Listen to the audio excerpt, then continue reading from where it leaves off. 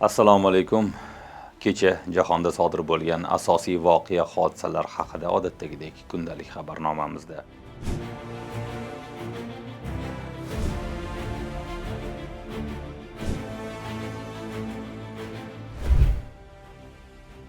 So'nggi oylarda Isroil G'azoga bosqinchilik tahdidi bilan birga humanitar yordamni ham to'xtatib, Hamasga bosim o'tkazishga urinayotgan edi.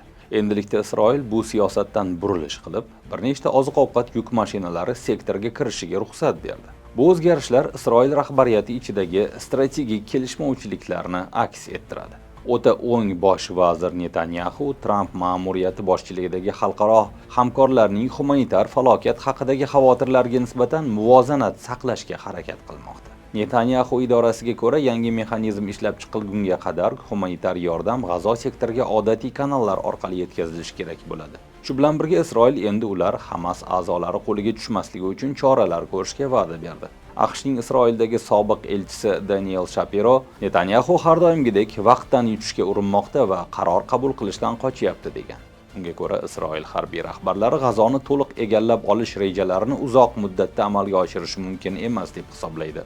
Buning asosiy sababi harbiylar orasidagi sustlik va G'azoda garovdagilar taqdiri.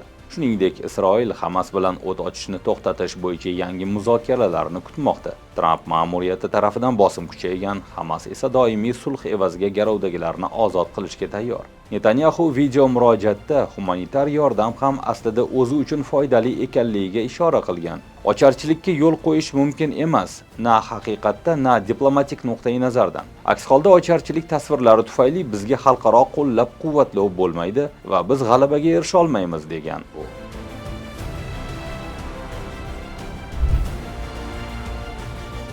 On 9-may kuni AQSh prezidenti Donald Tramp va Rossiya prezidenti Vladimir Putin o'rtasida 2 soatlik telefon suhbati bo'lib o'tdi. Putin suhbatni Kremlda emas, balki Sochidagi Sirius ta'lim majmuasi binosiga borgan vaqtda o'tkazgan. Tramp suhbatni muvaffaqiyatli deb atab, Rossiya va Ukraina o'rtasida sulh muzokaralari darhol boshlanishini e'lon qildi. Putin esa muzokaralarga tayyorligini bildirgan bo'lsa-da, zudlik bilan sulhga rozi bo'lmadi. U Rossiya va Ukraina o'rtasida kelajakdagi tinchlik bitimi bo'yicha memorandum ustida ishlashga tayyorligini ma'lum qildi. Rasmiy Kreml shuningdek Tramp bilan suhbatni mazmunli deb atadi va ikki tomonlama munosabatlarni yaxshilash, ayniqsa savdo va iqtisodiy hamkorlik sohalarida imkoniyatlar mavjudligini ta'kidladi. Har ikki tomon 9 nafar mahbusni almashish bo'yicha muzokaralarni boshlashga kelishib olgan. Men Donald Trampga bevosita muzokaralarni qayta tiklashni qo'llab-quvvatlagani uchun minnatdorchilik bildirdim. U sulh masalasidagi o'z pozitsiyasini bayon qildi. Men Rossiya tinch yo'l bilan mojaroni hal etish tarafdori ekanini ta'kidladim. Biz tinchlik sari eng samarali yo'llarni aniqlab olishimiz kerak, dedi Putin muloqotdan keyin. Bu suhbat Rossiya-Ukraina urushini diplomatik yo'l bilan hal etish yo'lidagi muhim qadam sifatida baholanayotgan bo'lsa-da, zudlik bilan sulhga erishilmaganligi va Rossiyaning maksimalist talablarini davom ettirishi muzokaralarning murakkabligini ko'rsatmoqda. Yevropa va Ukraina yetakchilari esa Rossiyaga nisbatan bosimni oshirish va muzokaralarda faol ishtirok etish zarurligini ta'kidlamoqda.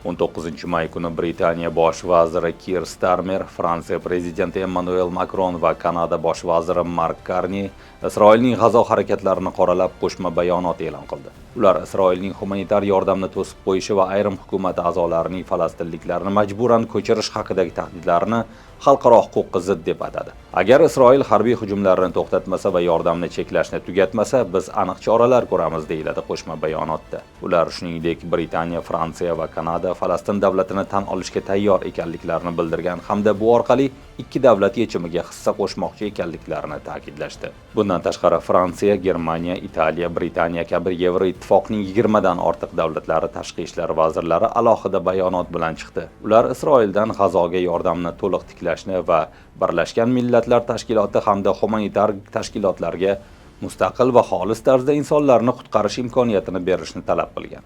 Yordamning cheklangan ravishda qayta boshlanishi haqida ishoralar bo'lsa-da, Isroil 2 oydan ortiq vaqt davomida G'azoga humanitar yordam kirishni to'sdi. Oziq-ovqat, dori-darmon va zaruriy mahsulotlar tugagan. Aholi ocharchilik xavfi ostida. G'azo xalqi ularga nihoyatda zarur bo'lgan yordamni olishga haqli, deyiladi bayonotda. Isroil bosh vaziri Netanyahu g'arb davlatlarining tanqidiga qattiq javob berdi. London, Ottava va Parijdagi yetakchilar G'azoda Hamasga katta sovg'a berishyapti. Bu urush bizning yashab qolishimiz uchun olib borilyapti. Hamas yo'q qilinmasdan hech qanday tinchlik bo'lmaydi. Urush ertaga yakunlanishi mumkin agar garovdagilar ozod qilinsa, Hamas qurolini topshirsa, rahbarlari surgun qilinsa va G'azo harbiylashtirilmagan zona bo'lsa, degan Netanyahu. Isroil mart oyida sulhni buzib havo hujumlarini boshlagan bo'lsa, kuni kecha G'azoni to'liq egallash bo'yicha yer ustida yangi operatsiya boshlaganini ma'lum qildi. G'azo sog'liqni saqlash vazirligi ma'lumotlariga ko'ra, urush boshlangandan buyon umumiy qurbonlar soni 53486 nafar.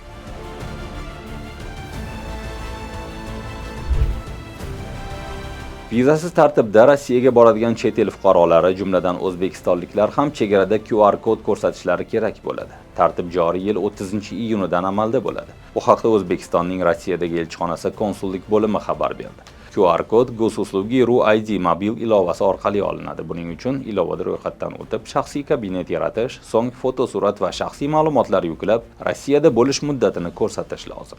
QR kod uchun ariza safardan kamida 72 soat oldin berilishi shart. Agar Rossiyaga borish zarurati to'satdan paydo bo'lsa, masalan, og'ir kasallik yoki yaqin qarindosh vafoti tufayli, arizani 4 soat qolganda ham topshirish mumkin. Bunday ro'yxatdan o'tishdan Belarus fuqarolari, 6 yoshgacha bolalar, shuningdek viza, vaqtinchalik yoki doimiy yashash ruxsatnomasiga ega shaxslar ozod qilinadi. 6 yoshdan 18 yoshgacha bo'lgan bolalar uchun arizani ularning ota-onalari yoki qonuniy vakillari topshiradi. Ularda ham shaxsiy ro'yxatdan o'tish kodi bo'lishi shart.